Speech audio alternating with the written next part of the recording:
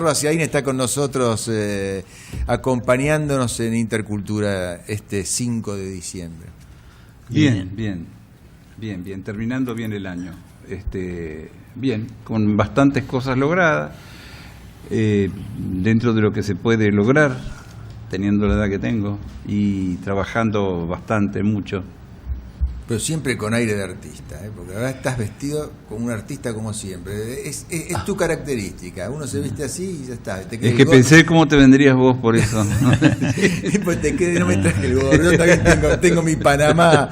Se me rompe, te queda bárbaro el Panamá ese, Carlitos. Carlitos, vos que has visitado tanto, que has conocido tantas cosas, nosotros estamos hablando un poco de la memoria evocativa. Estaba escuchándolos y me interesó fundamentalmente, no recuerdo quién fue el que tocó el tema de Peter Pan.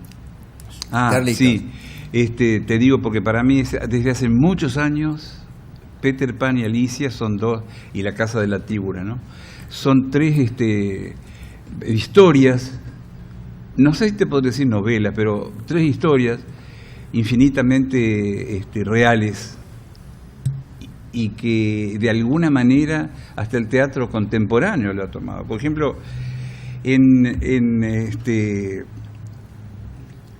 un tranvía llamado Deseo, es decir, Blanche Dubois, nunca sabremos si está loca o no. No. Si ella decide entrar en la locura, porque en el mundo que ha vivido, que es un mundo de locos, de una Norteamérica desquiciada, mezquina, brutal, para lo que ha sido su educación. La educan como francesa, pero vive en Estados Unidos. Toda la historia de ella es una historia que terminás pensando si fue cierto o no. Sus amantes, su ropa, todo. Es como una vieja actriz de teatro que va cada día bajando mucho más de escenarios cada día más polvorientos, más antiguos, menos usados. Y si bien todo eso que queda, perla falsa, gasa que no es tal. Sí, el hecho de seducir a Kowalski, ella, sabiendo que es la pareja de la hermana. Y Kowalski, ¿no es cierto?, que auténticamente es un homosexual larvado. No, y aparte que quiere él. Pero ella ya tiene experiencia, claro, con el primer marido que ha tenido, que sea abogado, que es un homosexual. Sí, al cual también ella reviste. Cuando ella lo describe, vos no sabés si habla de Antino, no sabés de quién habla, de Narciso, y habla de ese pobre pibe. Y me hace acordar De repente el verano. Y claro, súbitamente el último verano, ¿no? Yo creo que la historia está más clara. Yo creo que él estaba más avesado, tomaba más, y se drogaba mejor todavía. Sí. Entonces, son factores que no, que a él le permiten liberarse de esa Norteamérica también, macartista, etcétera, etcétera, y aún con sus grandes escritores y sus grandes músicos. Lo que funciona bien por ahí es algún rebelde, y fundamentalmente los negros. Vos sabés que yo recuerdo, eso es memoria evocativa, los libritos, la colección de libros que sacó el Ateneo de Buenos Aires, ¿no?, se llamaba El oficio del escritor, y allí pasaban ponían todos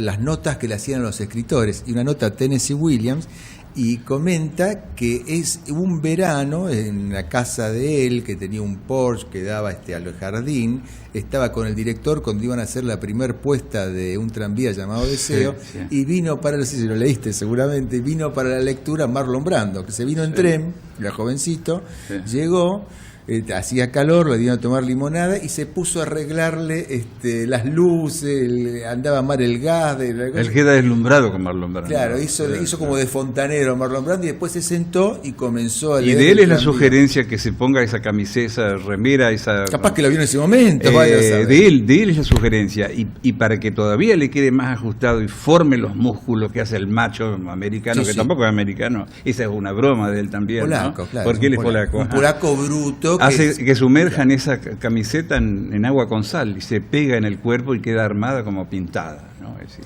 Y el famoso grito, Estela, ¿no? Ese famoso grito. Ahora vi que lo han usado para Estela Artois, para una cerveza. No, el famoso grito, el vacío, increíble. Sí. Pero el club de fútbol de esa novela es ella cuando los tipos del sanatorio la ayudan. Ella dice: les agradezco, siempre fui una persona tan necesitada. Qué bárbaro. Sí, precioso. Pero ¿qué quería decir? Que por ejemplo, Peter Pan a mí me intriga, me encantó, porque así como otros pueden elegir volver a la realidad, desde el sueño, porque todo es desde el sueño, Peter Pan elige volver a su sueño desde la realidad. Y si es algo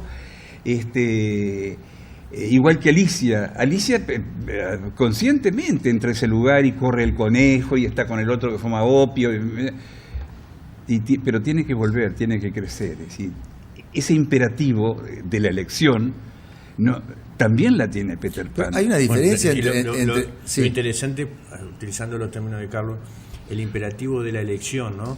Es decir, que hay un imperativo a elegir, algo que también es imperativo, que es el statu quo, de alguna manera, que no tenés demasiado campo de opción. El delicado equilibrio de Albi, te voy a decir, está eso. Yo, como me considero que hace muchos años, más de 70, que vivo ya dentro de ese delicado equilibrio, en donde elijo a veces la realidad para que no me encierren. No es que no me encierren en un hospicio, para no quedar al margen. Claro. Pero en general, la realidad está basada y se construye día a día desde las cosas que son aparentemente insignificantes para otros y que se olvidan y que son como un juego, porque en general lo que plantea Peter Pan es un juego, porque él jugó permanentemente con esos niños y es algo como el autor de Alicia en el País de las Maravillas, jugó con las niñas y los niños y las fotos. Yo en París vi una colección, te digo, en la Recherche. Viste que está toda esa historia que lo toman como un pedófilo también, a Lewis Carroll. No sé qué decirte, esa sociedad victoriana era tan rara, mirá, veía lo que quería, como en el caso de Wilde, porque convino que Wilde en ese momento pagara por todos los otros. Seguro. Pero fue muy raro. Muy raro, los padres que sabían que los niños de 4 años se fotografiaban con truza y zapatillas nada más a veces.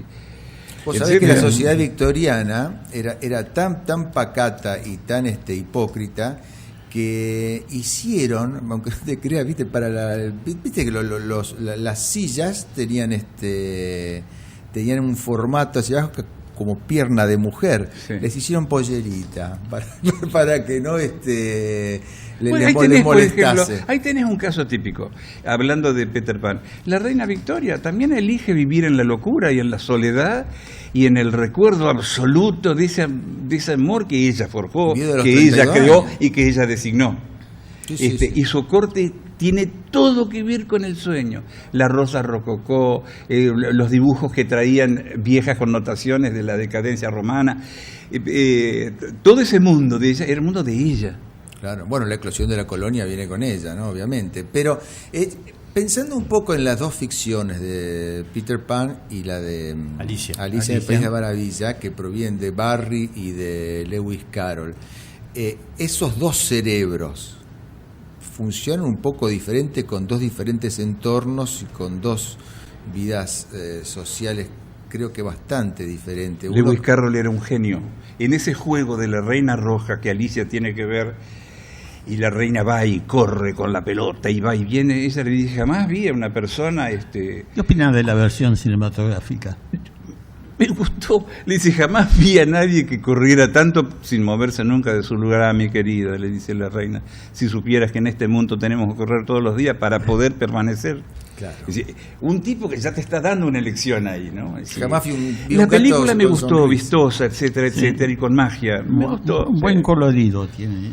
No, y buenos trucos, buenos efectos, Yo pocas películas he visto que hayan capturado, por ejemplo, La muerte en Venecia, creo que es la película que capturó mejor el contenido. Tal vez no lo logró, pero el sentido entero estuvo dado. La cadencia de la película es como el cuento, que es una novela corta, un cuento largo. La cadencia de la película y ahí tenés, él también vive ¿para qué va a Venecia él realmente? Para poder recordar mejor, para que nadie lo joda. Ay, Carlos, la escena cuando se fue a teñir y le entra a correr la gota de la tintura con la tintura. No, y la última visión, cuando lo ve a Tazio realmente como un dibujo de vaso griego que le señala un punto que él no sabe dónde, pero sabe en el fondo de su alma cuál fue toda la vida. Precioso. No, un genio ese hombre. Precioso todo. A vos te gusta jugar mucho con los sueños, la fantasía, porque tu libro, que vos lo titulás un cuento, yo no sé si es un cuento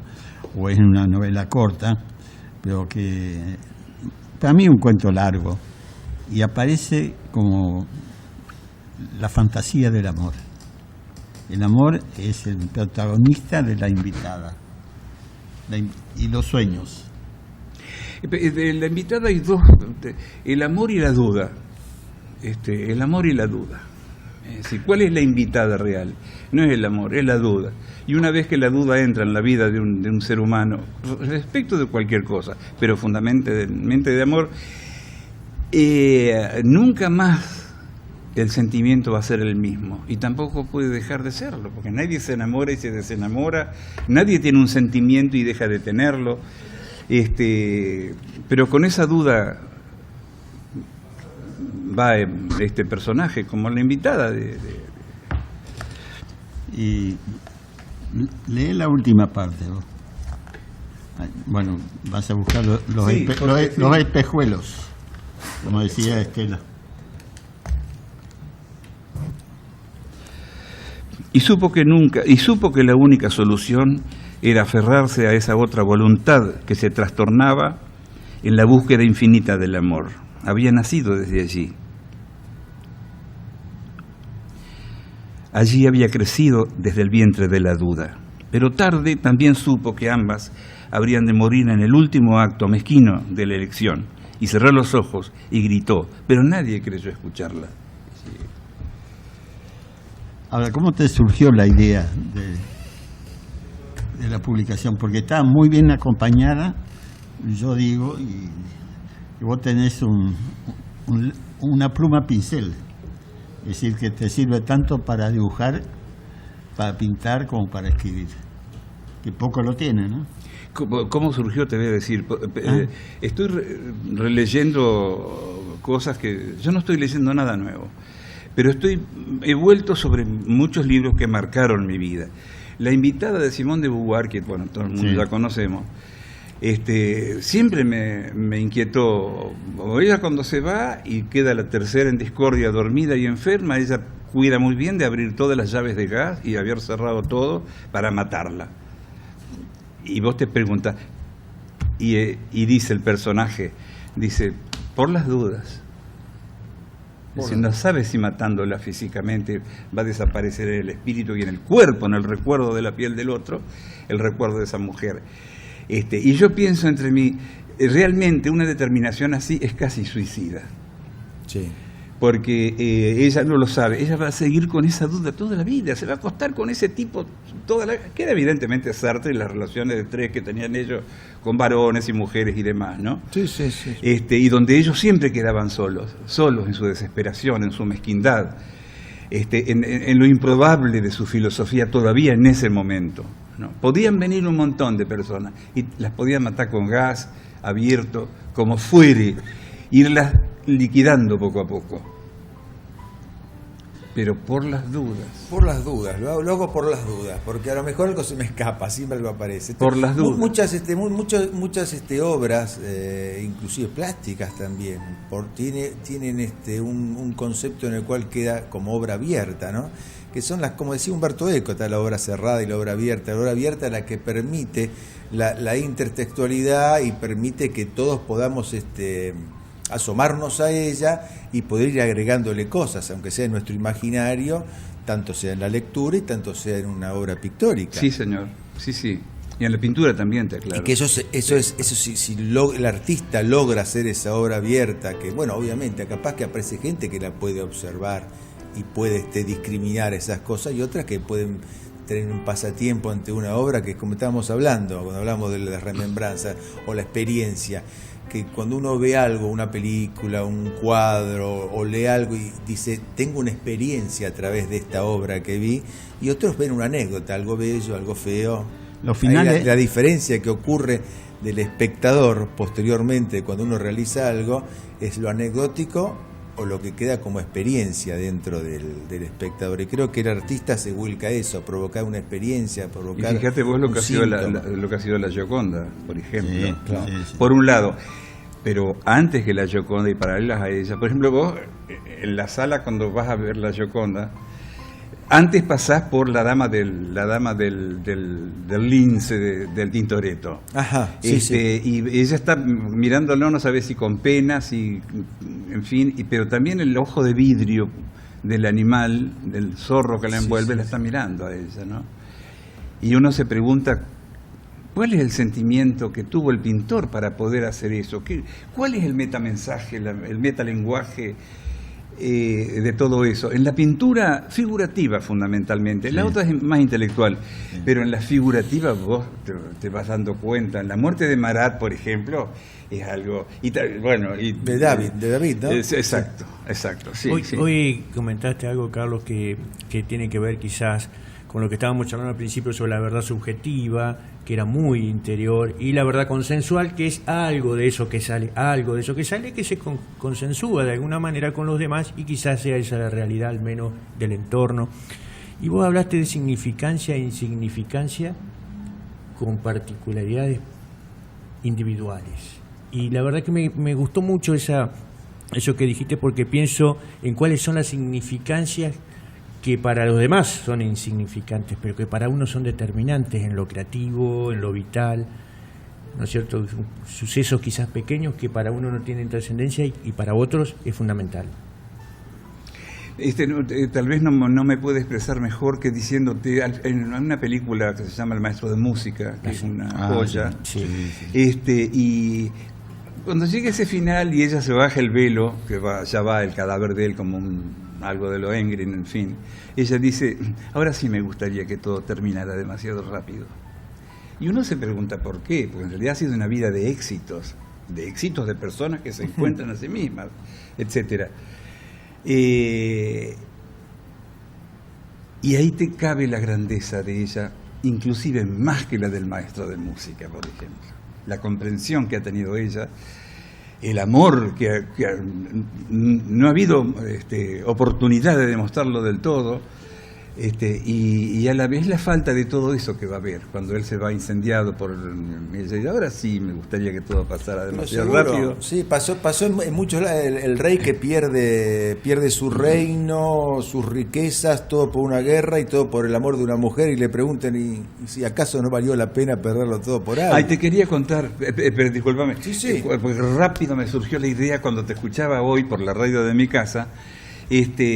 La obra genial en eso es Enrique IV de Pirandello. Bueno, claro, sí. Para mí es la obra de las obras, ¿no? Porque de repente vuelve a la realidad, sí, y ve la realidad. Bueno, pues es una cuestión legal también esa, ¿no? Porque termina matando a alguien dentro de su locura, fuera del entorno, en otro cambio de... Y obligándolos a seguir viviendo toda la vida, porque... ¿Él será Enrique IV o no será? No, él sí, sabe que no es. Es parte de su locura, pero entra en el disfraz. Porque para mí el disfraz, te aclaro, que es un signo distintivo de las culturas, llamémosle disfraz a las ropas talares, a tantas otras cosas ceremoniales. Y él se da cuenta que nada ha sido verdad. Es más, se da cuenta de que todo siguió funcionando, más allá de su enfermedad y de su locura. Vos recordás que si el rey mataba el rey. Claro. Es que mata. Que era como que matara a Dios. Pensando que es rey. Claro.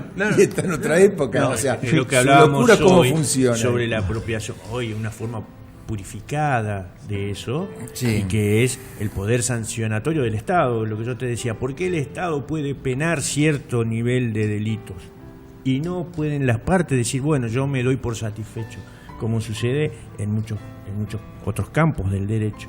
Digamos, tiene esa misma raigambre. La muerte por parte del rey era un acto divino. Sí, está escogido. Era un acto divino excluido de las acciones discriminatorias del resto de los humanos. Ahora, Pirandello era un autor que le gustaba jugar con el lector, en todas las obras se ve. Sí, no, bueno, obviamente. Y mira, 6 personajes, por ejemplo. 6 personajes en busca de un autor. Un maestro en eso. Así. Vos tardás años en tardar. Yo he leído mucho desde niño. Y después tuve un paro porque ya no podía leer 5 horas por día por problemas que tengo en la vista. Y opté por volver a leer libros que había leído y que me habían interesado. Y empecé a buscarlos, inclusive, porque muchas veces prestás y no te lo devuelven y cosas así. Creo realmente que en esa pequeña historia del rey que va a morir y dice, quiero que traigan toda la historia de mi reino escrita. Pasan 10 años y vuelven 10 camellos con 10 personas, cada uno tiene 10 libros de los camellos. Dice, no tengo mucho tiempo. Se van, tardan 10 años, vienen 5 camellos y así, hasta que ya por fin el rey en su lecho de muerte, más el único que quedaba llevando al camello con un solo libro, le dice, no tengo tiempo, ¿me podrías resumir? Dice, sí, nacer, sufrir y morir, dice, ¿no? Brevísimo era todo eso, que había libros y libros, brevísimo, y años, sí. y años, y años, ¿no? Es un cuento que me ha gustado tanto. ¿Ese de quién? Un anónimo, ¿sabes de quién lo leí yo? De Washington Irving, cuando hace los cuentos de la Alhambra, él va tomando eso. Hay tantas cosas extraordinarias.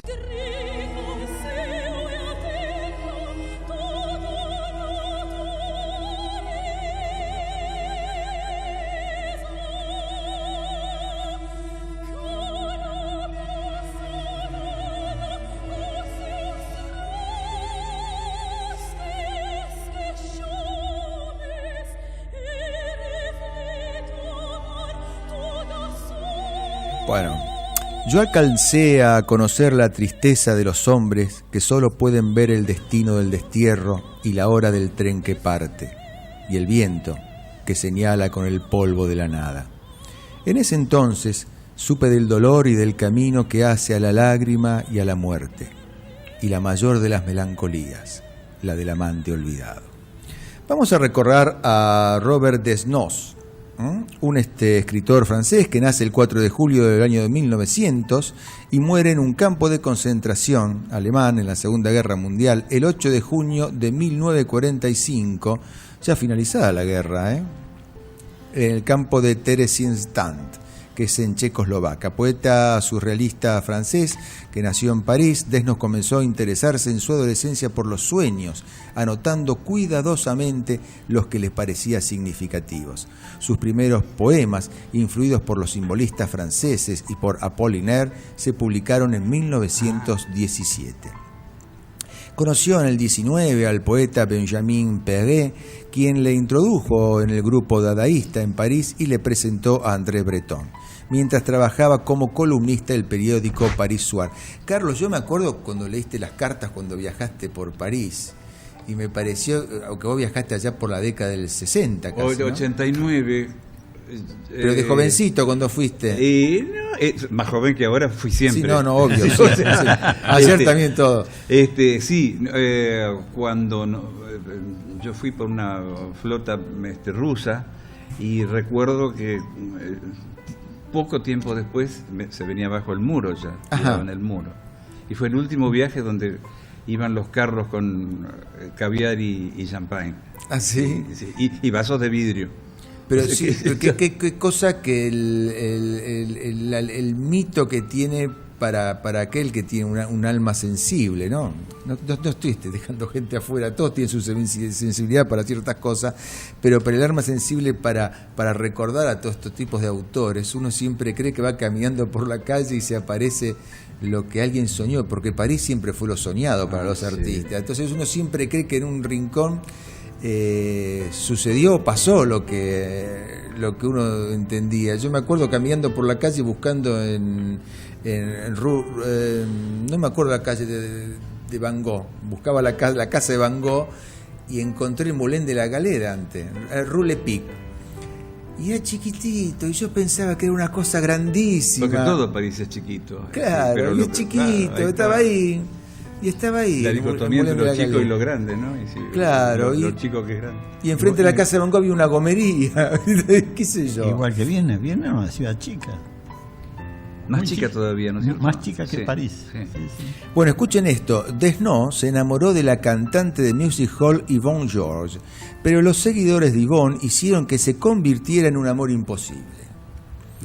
Claro. Escribió diversas obras dedicadas a su amante, entre ellas los poemarios A la misteriosa, Las tinieblas, así como el relato La liberté ou l'amour y el diario Journal d'une apparition. En 1929 Breton condenó definitivamente a Desnos.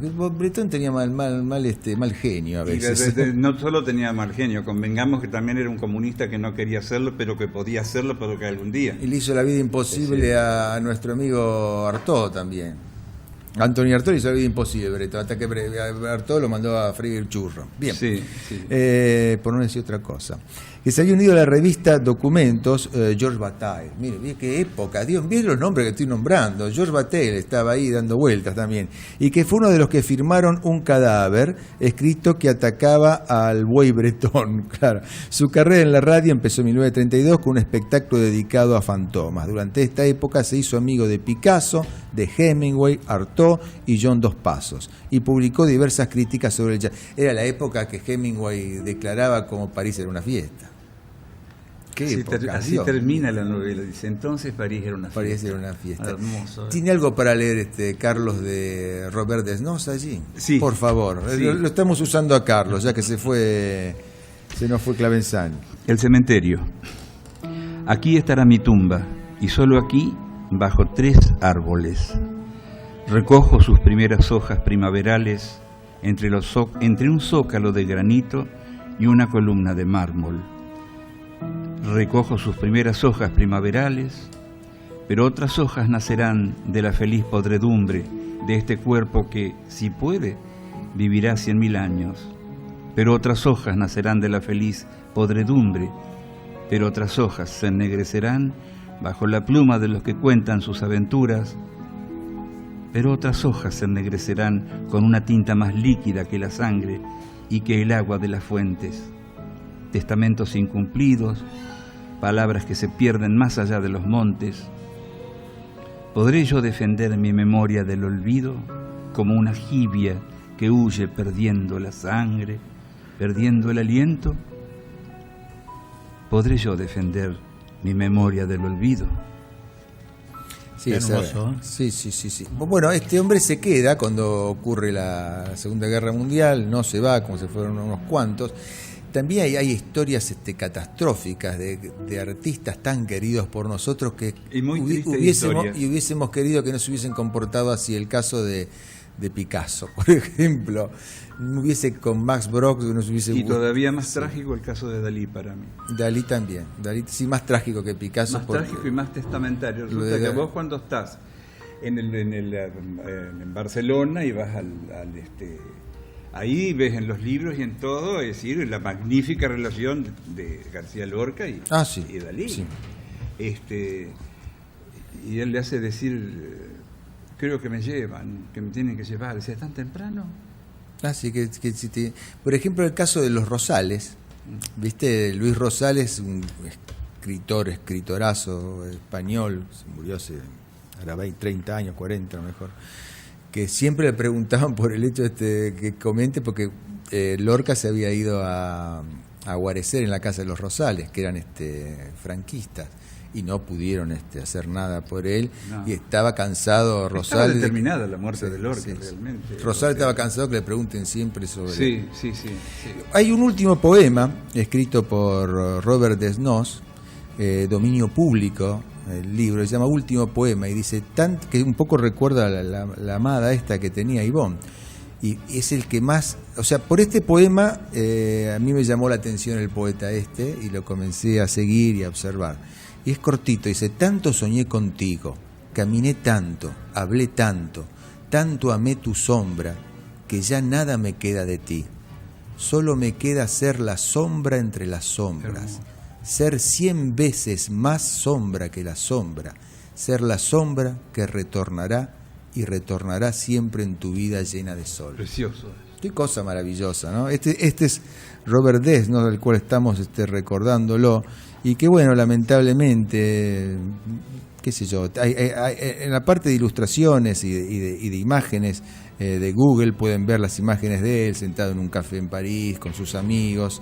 etcétera, etcétera, y lamentablemente fotos de él en el campo de concentración, que vaya a saber quién se la sacó y cómo llegó esa foto a ser reconocida, que era de él, estaba ¿no? pensando. ¿Qué misterio? Bueno, en ese campo de concentración, y allí hay toda una historia atrás de eso. Carlos, ¿tenés algo para agregar a esto? No, sí, casualmente estaba leyendo el mismo poema que lees vos, que se nota que tiene varias versiones, pero sí, creo que de casualidad se conecta con lo que veníamos hablando desde el principio, ¿no?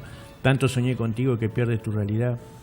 Todavía, esta es la otra versión. Es la otra versión de otro poemario de él, el mismo. Exacto. Tanto soñé contigo que pierdes tu realidad.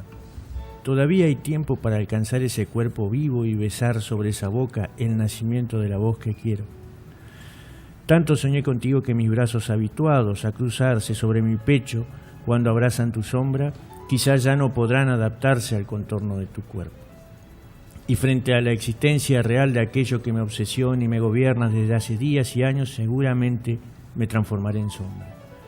No, es una belleza increíble. Fíjense, él en el año 30 publica La noche de los ausentes nocturnos, un poema lírico sobre la soledad, escrito con un estilo clásico más parecido al de Baudelaire que a Breton, y Cuerpos de bienes, que recopila algunos de los poemarios anteriores. El uso del verso medido y la rima en las obras de esta época le convierten, a ojos de la ortodoxia surrealista, en un putrefacto. No sé por qué dicen eso. Al magisterio de Breton le sucede la influencia de François Villon, Gerard de Nerval y Luis de Góngora, cuya técnica poética admira Desnos.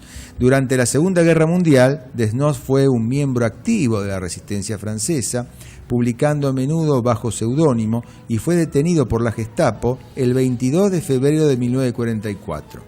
Deportado a Auschwitz, a Buchenwald y a Flossenbürg, y finalmente a Terezín en Checoslovaquia en 1945. Allí falleció de tifus semanas después de que el campo fuera liberado. Está enterrado actualmente en el cementerio de Montparnasse. Bueno, este es Robert Desnos, señores. Vamos a hacer un poco de música, Neto, y después seguimos con otras cositas más que vamos a aprovechar, que tenemos acá a Carlitos de Ciaín. ¿Tenemos mensaje? Tenemos mensaje. Tenemos saludos, sí. Ah, bueno, ya vamos a eso. Y después vamos a saludar a un oyente que siempre nos escucha. Sí, la gente de Mundo Fotográfico. ¿No querrán ser sponsor nuestro del Mundo Fotográfico? Parece que no.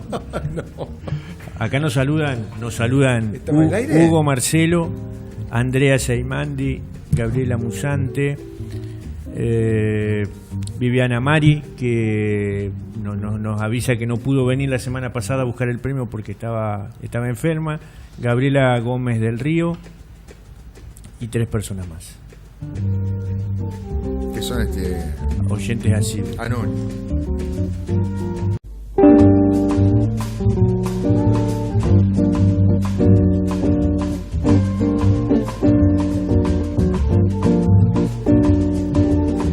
Bueno, estamos nuevamente en Intercultura. Nos quedan 15 minutos para un tema fundamental. No sé si vamos a poder desarrollarlo, pero queremos hablar de los mensajes. De vamos a dar puntapié inicial. Sí, de las cartas de amor. Fíjese usted que se ha escrito libros con cartas de amor y recopilaciones, pero vamos a decir a rolete. ¿Por qué no la palabra rolete? Sí. Una cantidad. Y de gente que siempre uno quiso saber cómo escribiría o cómo escribió una carta de amor. Qué mal empleado el verbo. Y yo me puse a pensar, actualmente, rápido vamos a analizarlo, con toda la tecnología que tenemos, ¿existe la carta de amor o es la esquela de amor? Porque cuando estaba el email todavía capaz que teníamos algo parecido a una carta de amor. Pero ahora que estamos usando WhatsApp, mensajería de texto rápida. Está con ganas de decir malas palabras. A pulgares. ¿Qué opinan ustedes? Rápidamente, cada uno. ¿Existe todavía que la esquelita existiría ahora? Te espero en tal lugar, nada más. Yo conozco tan poca gente últimamente que escribe y no sé si llegaría a escribir una carta de amor. Claro. Yo creo que sí, que la carta de amor existe en menor medida que en la antigüedad, pero existe. Yo sé de gente que tiene su pareja en otro lugar y le manda una carta. Pero como debe ser, con correo y con sobre, y después el enamorado guarda la estampilla, guarda el sobrecito. Sí, eso me refería yo. con una cinta de color. No hay otra forma de escribir una carta de amor que no sea esa.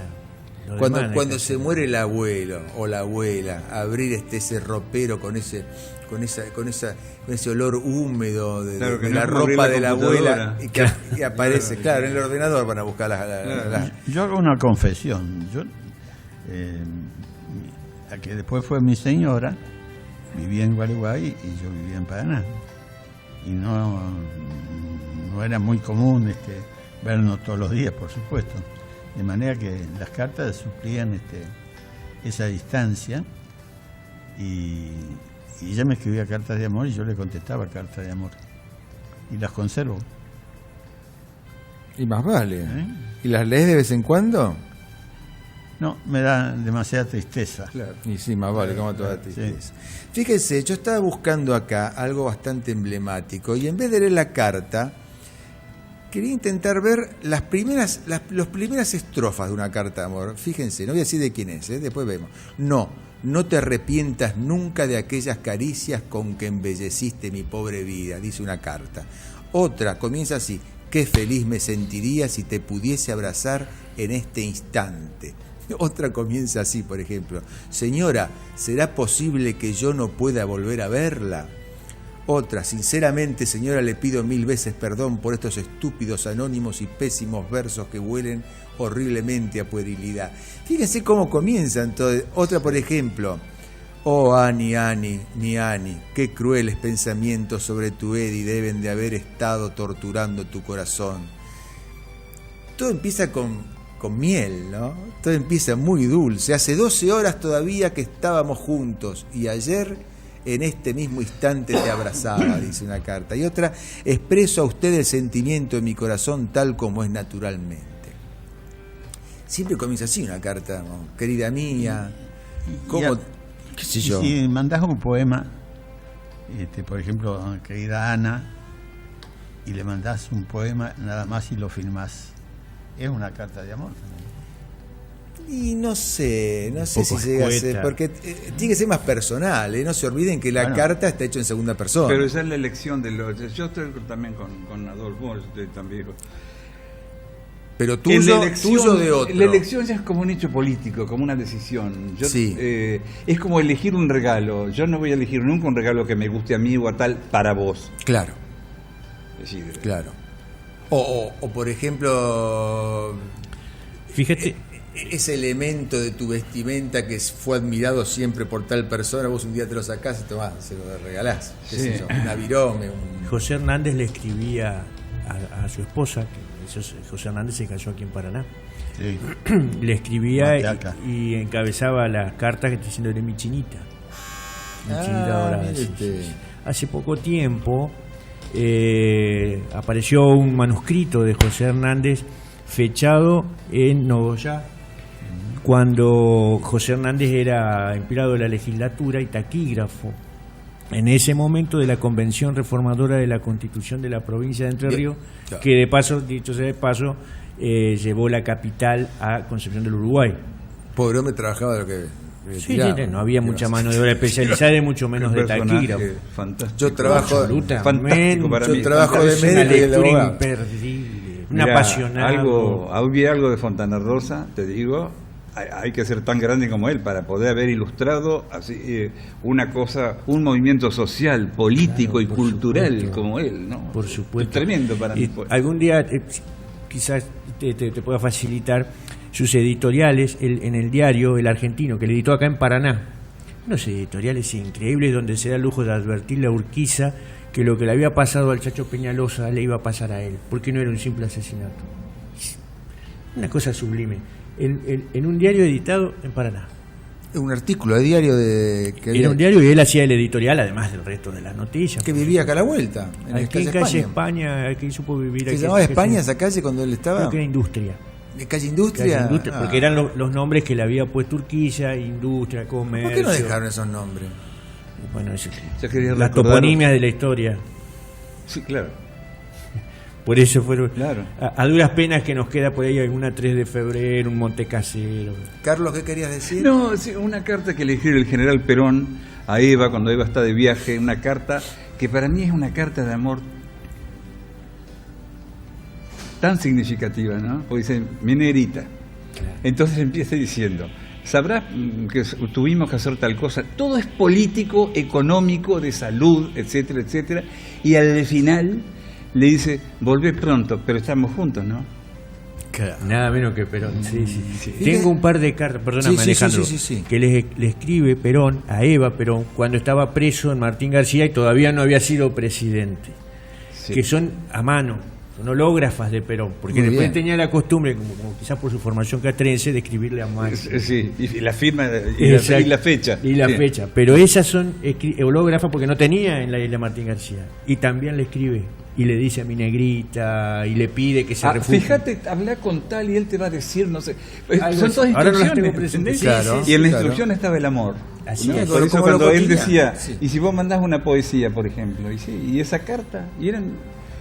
Es tan raro el amor. Y otra que quizás también tiene que ver algo con lo que hablamos con Carlos de Perón y su forma de líos, pero se enamora perdidamente, Sí. perdidamente Una chica de jovencita, América ¿no? Escarfó.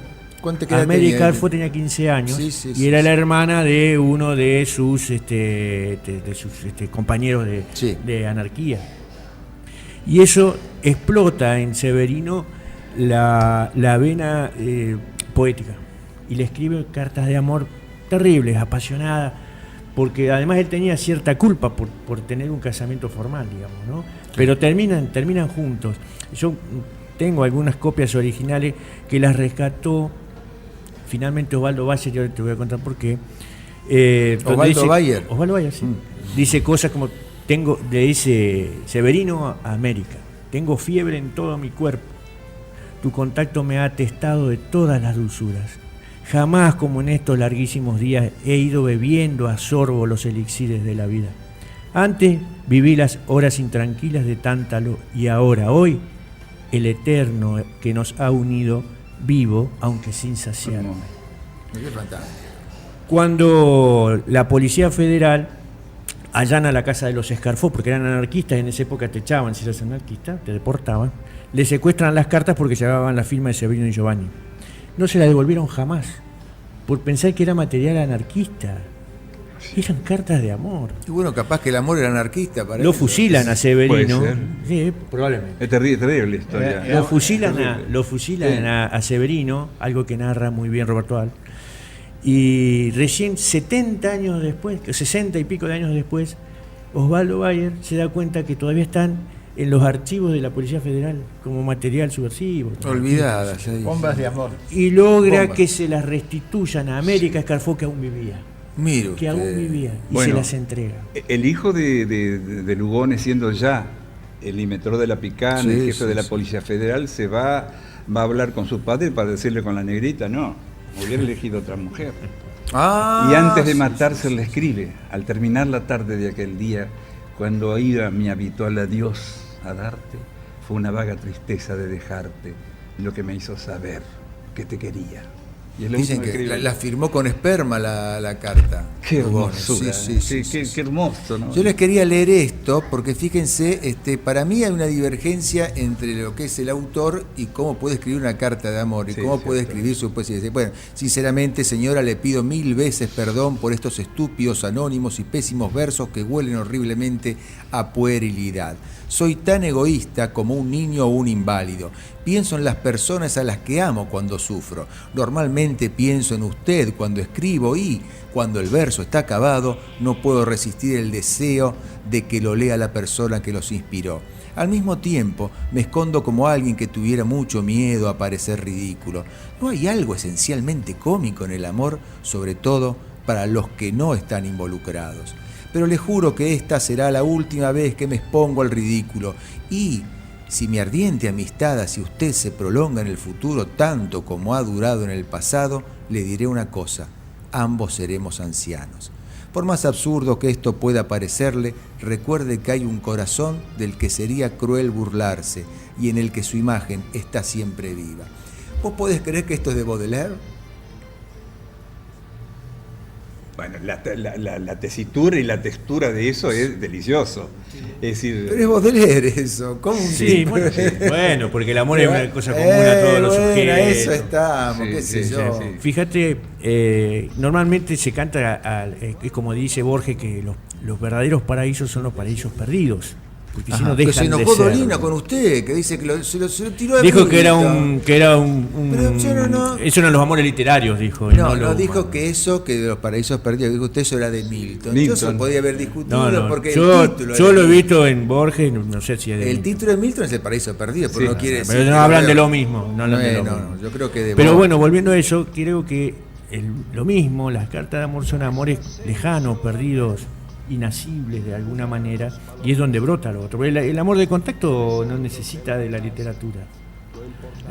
Digo, recordando, he tenido oportunidad de tener en mis manos las cartas manuscritas de Carmen Cuenca, que le escribe a Mariano Moreno cuando se va. Bueno, para de la conmoción de ver la holografía de Carmen, cómo lo ansía, cómo lo desea, cómo lo llama, cómo lo busca, sin saber que estaba muerto ya, ¿verdad? Claro, sí. Y pasa de un anhelo en sus primeras cartas hasta la desesperación que se ve en la tercera o cuarta, donde le plantea: ¿no habrá encontrado usted una inglesa que me reemplace a mí? Sin saber que estaba muerto, ya estaba en el medio, lo sé. Y la carta que está acá, el amante que tenía en Estados Unidos, Sarmiento, se despide mandándole carta a Sarmiento. y las que Sarmiento no van 25 dirigidas a bolillas. ninguna persona, como la de Forcén Storni, que escribió 20 años, se le puso nombre y ella le escribió el amor. ¿El padre del hijo no es el amor de ella o no? Fue algo. No se sabe. Ella mintió tanto sobre eso. El padre podía ser Sarmiento, el secretario de gobierno, el duque de no sé dónde, etcétera. Toda la vida de ella fue Nunca así. se supo, sí. no. Inclusive es otro tema para charlar, te vamos a invitar. Otro tema para charlar porque del asunto de los suicidios artísticos. Ah, sí. Pero no tanto suicidio como del muerto sepulto, sino del suicidio artístico insepulto también, Sí, que sí. está dando vuelta Que por es ahí. el peor de todos. Que es el peor de Sí, todos. sí. Hay dan tantas cosas para charlar. Y son las 12 y está terminando Intercultura. Tanto por charlar y ya nos estamos yendo. ¿O está Sí, tanto lío? Vamos a dejar para el programa que viene ¿Qué pasó, el Adolfo? libro de María Aurora Gassino, Qué buena que que lo presentó nuestra ausente. Claro, y que Calvenzani. venga Calvenzani y Claro. Cuando vuelva ponga de su Cuba. acento en lo que dijo en el Estuvo libro. hablando durante una hora. ¿Clavenzani? Haciendo presentaciones de los hijos que leyeron un poema, de la autora. Habló Juan Pablo Canavelli, que fue el autor del prólogo. Un acto muy lindo en la biblioteca. Pero mira qué pública, precioso. Que se notó mucho su ausencia. ¿La mía? No, la suya, sí. ¿Por qué? Y no, porque me dijo Clavenzani que usted estaba especialmente invitado. ¿En serio? Sí, Uy, sí, me sí. duele en el corazón eso. Y fue un dardo. Un dardo por elevación. Mire que está la música que están pasando, el último romántico. Usted sabe que antes de irnos, quería recordarle a ustedes, tenemos unos 5 minutos más ya que nos entregaron. ¿Ustedes saben cuántas veces se usó la palabra último como para usarlo para títulos? Y les voy a tirar títulos y todos se van a acordar. La última vez que vi París. Ah, sí, Con Van Johnson, ¿te acordás de Sí, esa? sí, una canción de Legrand, de Michel Legrand, hermosa. Sí, y también trabajaba la película, trabajaba Van Johnson y Elizabeth Taylor. Sí. El último vals, Sí. después La última trinchera, La última granada, El último tren a Katmandú, El último subte, una película también francesa, Sí, sí. La última noche de Boris Grushenko, Ah, qué hermosa. De la Woody Allen, Sí, sí, de sí. Woody Allen, preciosa. Sí. nuestra Coca Sarli, El último amor en Tierra del Fuego. Impresionante. Bueno. El último romántico que estamos escuchando ahora, la música. Último tango en París. La última frontera. El último de los amantes ardientes con Giancarlo Giannini. El último cuplé. Ah, ¿Quién con trabaja? Sarita Montiel. Con Sarita Montiel, sí señor, sí señor. Y después tenemos la última jugada, El último de los mohicanos, Ah, El claro. último de Mer, El último guerrero, La última curva, tiene Es razón. cierto, es verdad. Sí, En este caso el aporte positivo. Último, un aporte positivo, sí. Y los últimos días de Pompeya. Sí, claro. Y creo que nos quedan un montón, ¿eh? Un montón. Bueno, No hay última. ¿qué otro? No hay última. La No, y última- está la otra que era el último round, que era un tema que era para nosotros, que de la historia de los No, griegos. bueno, pero ya discutimos sobre el sí, último sí, round, sí. sí. Bueno, señores, se está yendo Intercultura. Muchas gracias, Carlitos, hacia ahí. Usted tiene las puertas abiertas para venir cuando quiera. Muchas gracias. Y la próxima vez que venga, nos vamos todos a almorzar. Sí, podría ser. Sí, lo vamos a invitar especialmente a almorzar para que venga a hacer el programa con nosotros. ¿Qué le parece? ¿Acepta? ¿Cómo no? Ya, sí. Listo. Ah, bueno, listo entonces. Listo, hecho. Antes que termine el año, por supuesto. Antes que termine el año vamos a festejar. No queda Bueno, tanto. buenas ¿qué? Buenas tardes ya. Ya, Buonasera. buenas tardes. Buenas tardes, mucho gusto. Buenas tardes, mucho. Buonasera.